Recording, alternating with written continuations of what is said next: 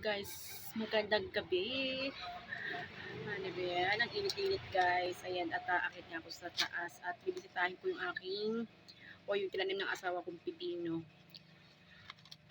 Kasi nagtanim siya bago umalis.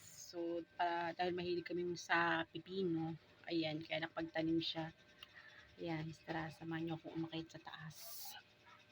Ayan nga guys, andito na ako sa second floor at yun nga guys, kahit nadiligan na siya ng morning, talagang medyo natuyo talaga yung halaman ko sa sobrang init.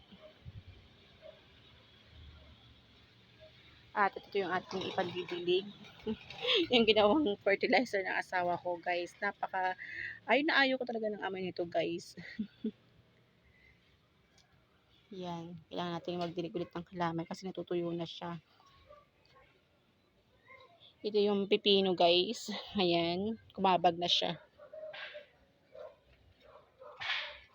So, kailangan talaga natin twice a day magdilig ng halaman sa sobrang init. Kundi, ganito mangyayari sa halaman nyo.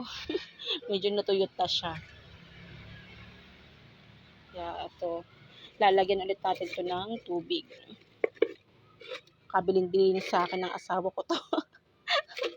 Para daw may makain kaming pipino kasi napakamahal din talaga ng pipino. Asawa kong pipino, nako. Kasi ito yung natawa ko guys dito kasi alam niyo yung bagong punta ko pa lang dito kasi dito sa taas. Sabi ko, bakit amoy yung amoy tubugan ng kalabaw, parang may naliligong kalabaw. Natawa ako.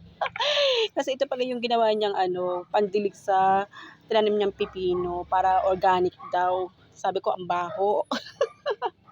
Ayan, kailangan natin diligan kasi mahilig ako sa pipino guys.